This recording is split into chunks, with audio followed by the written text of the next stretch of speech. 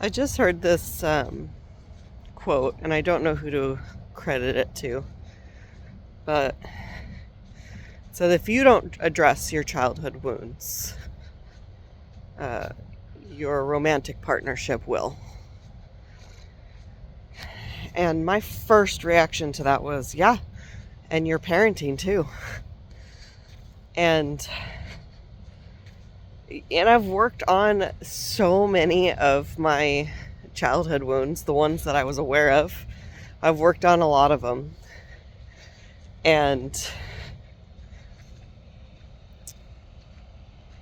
one was sneaky because I didn't remember it.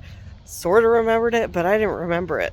So my son had to get blood drawn, and he's not a big fan of needles.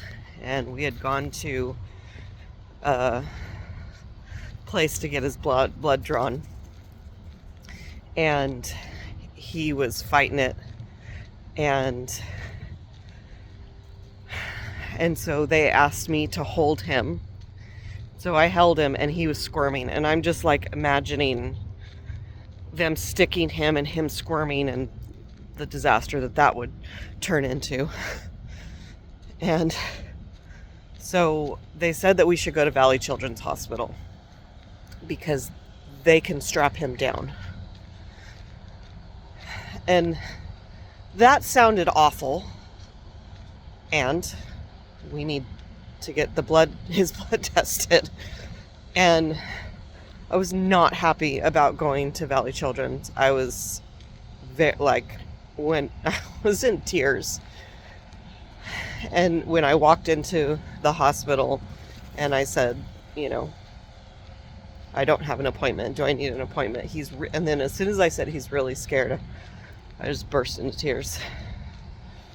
And she said, we have numbing spray and he'll be fine. And it was like, oh my gosh, he's going to be so happy because he kept asking them to knock him out. And I'm like, I don't think they do that. So when I told him they had numbing spray, he cried, and I was like, why are you crying? He's like, these are happy tears. Anyway, so I was telling this story. He did get his blood drawn. So I was grateful for that.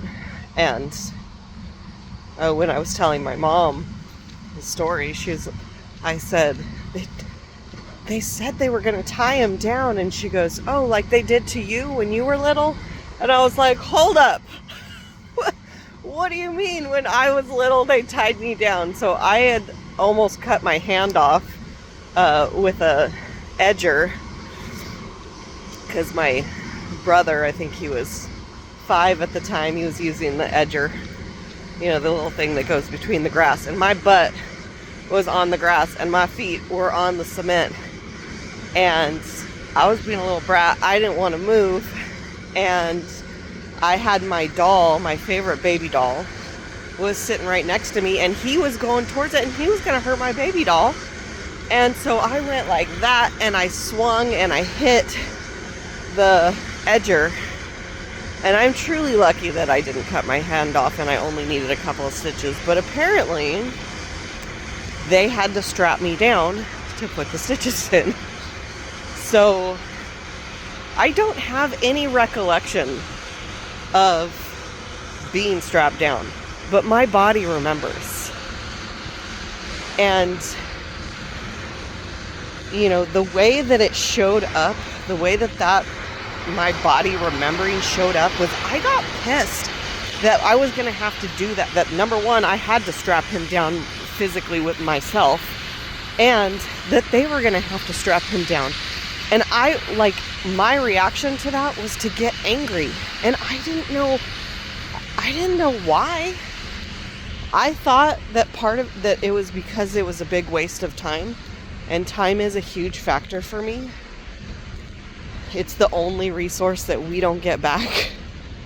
And so I really did think that it was all about the time. And the time that we were wasting.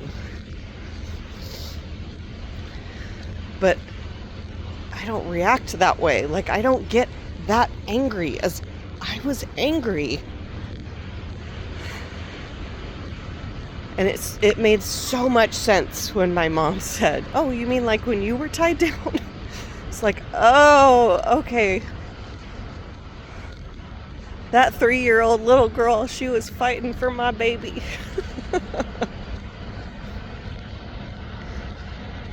And this is just an example of, like, one day you decide to change your life and you will spend the rest of your life changing your life. It's a beautiful journey. I wouldn't trade it for the world. But it's not a one and done. It's really not. And you know, I was appreciative of the fact that I could explain to my son why I got angry. Because he thought it was all about him. And it sort of was, but not in the way that he was thinking. Anyway.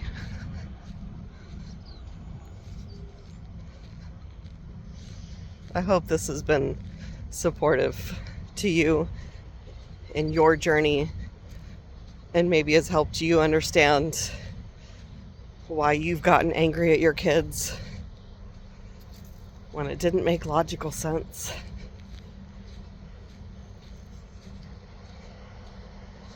Hope you have a wonderful day.